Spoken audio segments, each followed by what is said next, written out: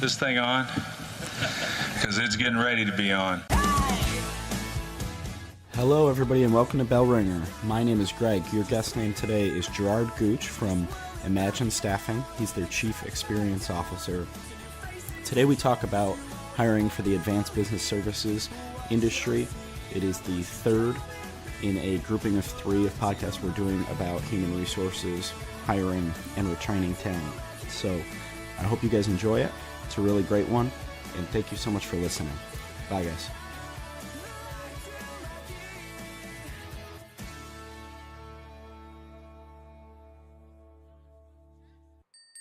So tell us a little bit about yourself, Imagine Staffing, and your role with the company. Sure. So my name is Gerard Gooch. I'm a native of Western New York, and I have a background in software engineering originally, and did a lot of work with startups. Had a few of my own as well, and most recently worked for a global IT services and advisory organization based in South Africa. And then I've most recently accepted a position here with Imagine as their Chief Experience Officer. And in my role, I'm really focused on improving and transforming the business by way of providing great experiences to our employees, our contractors, our direct placements, and most importantly, our clients. And how long have you been with the company? Yeah, I've been with Imagine for 3 years now, and just recently joined them full-time in December of last year. Cool. So what we want to talk about today specifically is the advanced business services industry. It's a focus of ours. We know that it's a strength of Western New York, Buffalo Niagara's. So what do you think, let's start at the beginning when you're trying to recruit talent and hire. What do you think are the best recruiting sources for that industry? Yeah, I think the best sources really are, referrals and word of mouth, because the work that we do and the relationships that we build with folks as we're trying to help them advance or find a new career, those relationships really do allow us to have a network effect and bring other people within their peer groups into Imagine when they're exploring a new career or a career move. So that is first and foremost, and we get a lot of our business through referrals. On the industrial side, we see a lot of foot traffic, that physically coming into our locations throughout Western New York and filling out applications. On the professional side and the industrial side to some extent too, it's a lot of digital candidate acquisition through, LinkedIn and searching through, digital channels to attract candidates. And this year we'll be doing new things like podcasts and finding new ways to acquire candidates in the marketplace. Right. So are there any non-traditional recruiting sources that you find effective, or is it something like a podcast? I mean, you kind of listed a few.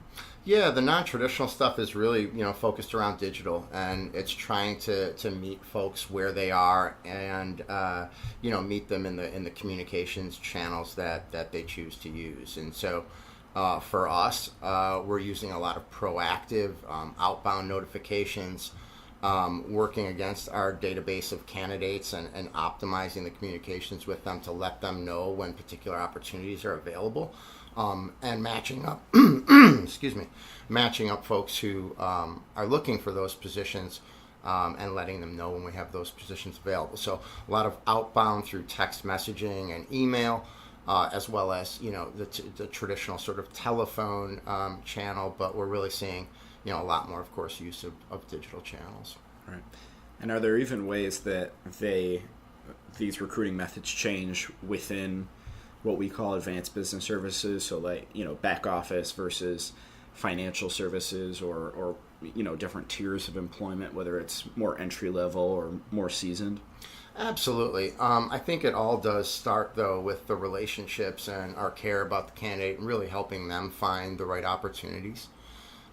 So there are a lot of sort of commonalities, I guess, when you look at our culture and the way that we approach we approach the business. But yeah, it would tend to vary based upon the back office or front office type role. And I think that really has to do with the individual, how they like to communicate. But if we were really to start to segment those groups, there are many differences in the way that we would reach out and sort of communicate and reach those folks. Right. So one thing that comes up a lot in our conversations with different companies is the influx of the younger generation as baby boomers, and we're kind of hitting the gray tsunami of retirements. So that's on a lot of companies' minds. What perks do you think can be used to attract young professionals to a company and help recruit that demographic? Yeah, I really think it has a lot to do with the work atmosphere and the sort of the balance of fun versus productivity. I think that's a key. I think having a flexible work environment with incentives and having sort of an atmosphere where you can grow and how you're being measured and gamifying sort of the metrics by which we're measured in the way that we perform on our jobs. So I think there's a lot that we can do to sort of change the dynamic of the work environment, to meet the the younger demands of folks who are entering into the workforce today. Yeah. And it seems like a lot of those digital recruitment methods that you talked about earlier would apply especially to the younger generation. Yeah, absolutely. And I think it's giving people the right tools too. So, as long as you have the savvy and folks who want to adapt and use digital, it's really important to give them the right tools to be able to thrive within their job and be able to allow them to grow and learn new things. I think that's really key as well. We all want to continuously learn, particularly when we're entering into the workforce. It's so important to get that care and feed from the organization that's going to nurture you early on in your career and hopefully set some good examples and provide the leadership that you need to develop that early stage, that critical early stage of your career. Right. And with unemployment low across the nation and in Buffalo Niagara as well, folks are having a little bit more difficult time hiring. It sounds like a lot of the things you're talking about are about meeting candidates kind of where they are and what best suits them and tailoring your approach to them. Yeah, absolutely. And explaining, for folks who aren't from Buffalo, the benefits of the region. And we're always, promoting Buffalo when we're talking to candidates from out of the area, because we do have to sometimes look at bringing folks into the area to meet that demand with such a tight labor pool today. And so attracting folks to the area and letting them know all the benefits to Buffalo is a big part of our ability and how we found success recruiting outside of the area and bringing folks back into Buffalo and enriching our local workforce. So that's a good point and something I want to talk about. What do you think? What are people's perceptions of Buffalo Niagara when you're first maybe engaging them for an opportunity to relocate here and take a job here? Yeah, it's interesting because for the past 10 years I've been working across the United States, and I meet people and I tell them I'm from Buffalo, and I think things have changed. I've seen it change over the last 10 years where you always heard a joke about the snow or the bills, and you'd expect it and you sort of brush it off and then talk about the great things and counter with 5 things that are really wonderful about Buffalo, right. And try and bend minds.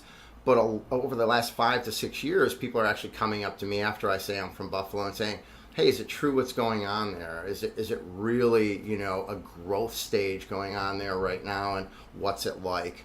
And you'll talk to them about the waterfront, and you'll talk to them about all the great things going on, and the companies that are hiring, and all the investment coming into Buffalo and the exciting things happening.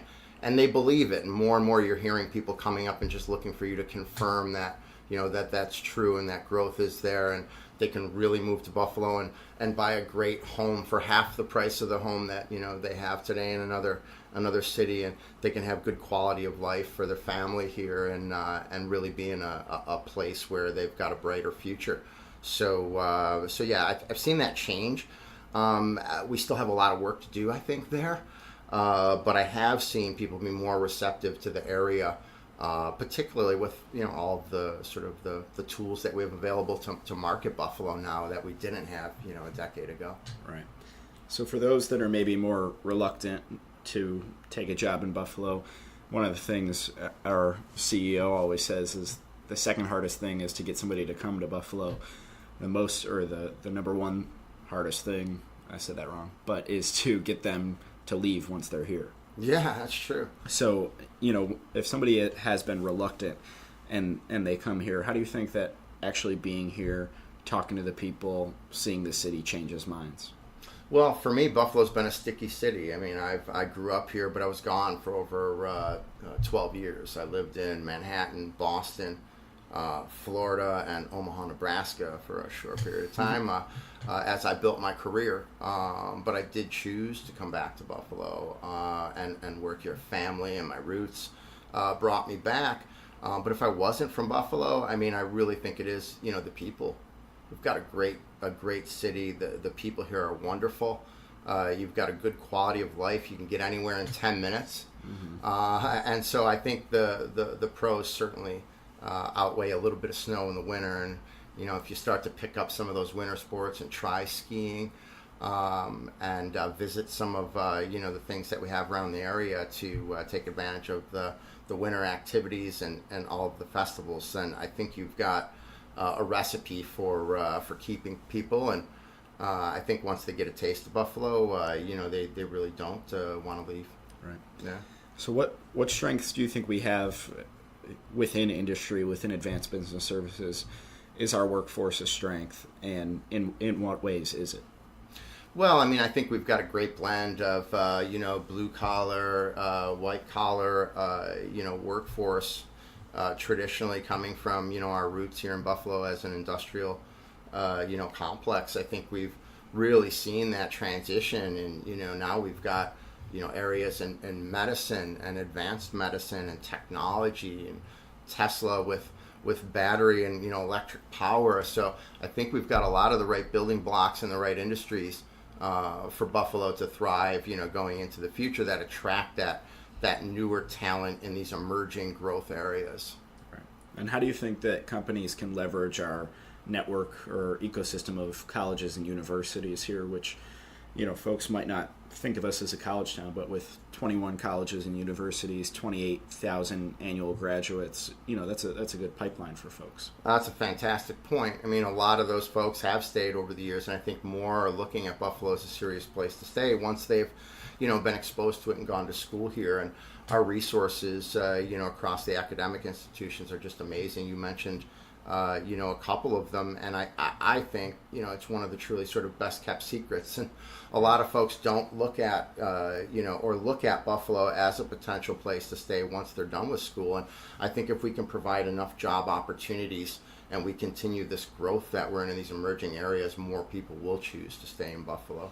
Yeah, and I think the Buffalo News had a story recently that said that we've been able to retain more college graduates, or I forget what the percentage was, but that has been improving over the last, I think it was 5 years or so. Yeah, the facts sort of support it, and I think we're in the right trajectory. Right. So let's talk about, we already have the people in the door, we've recruited them. Now retaining talent is obviously a big deal, especially as we were saying, when it's hard to hire, you want to keep the positions that you have filled. So what do you think, what kind of office culture, let's start there, is best to help retain talent in a professional services type industry? Yeah, I think you need to have a diverse and a workforce, and I think it's really about, like I mentioned earlier, that culture. You have to have a good culture. If you don't like the place that you go into work each day, it's kind of difficult to thrive and build a good career. So it's really about having a good culture, and I think that starts with core values and principles of the organization. And when people buy into those and you live in a high performance culture, I think you've got the opportunity to do amazing things. And I think that's what we all, or most of us really want, is that opportunity to do something amazing and be recognized for the work that we do. And so I think you have to have that culture, core values and principles in place. And I think that allows people, to thrive. And I think, again, like I mentioned earlier, it has to be a fun environment. I think more and more folks are, comfortable in a business casual to casual sort of environment. I've got a Nerf hoop in my office. I always have. Anyone's welcome to come in and shoot a 3-pointer at any time throughout the day. But I think that kind of, fun, is what it's all about. And this year, we're going to have a rotating chief fun officer within our organization who is going to be sort of responsible on a monthly basis for, planning the group activities. We've done that in the organization, but we're going to sort of formalize that a little bit more. Look to really make fun and enjoying what we do a bigger part of our daily lives within the organization. And so I think a lot of organizations are doing the same thing, and they're looking for ways to make the work more fun and a better atmosphere. It's always going to be stressful. There's always going to be challenges, and that's what is great about the work that we do. But there's got to be fun along the way, and so anything we can do to nurture that kind of an environment, I think, is also key. All right. I'm going to take you up on that. Let's come on down. I'll be there. I'll shoot a couple. Absolutely. So thank you very much for your time.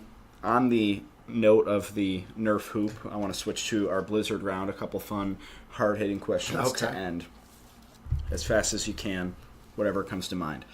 If you were a flavor of ice cream, what would you be? Black cherry. A book or TV show that you'd recommend? Glenn Ross, best sales movie. Okay. Text or phone call? Phone call. Bills or savers? Text if it's not as important. Saves. Savers, okay. Hiking or skiing? Skiing. And last one, most important, chicken wings, drumstick or flat? Flats. Flat. Thank you very much for your time. Appreciate Thank you. I appreciate it. Bell Ringer is a podcast by Invest Buffalo Niagara, the region's privately funded, nonprofit marketing and economic development organization. Please rate this podcast, follow our social media channels, and read our blog at buffaloniagara.org for the best of Buffalo Niagara. Come grow your business with us.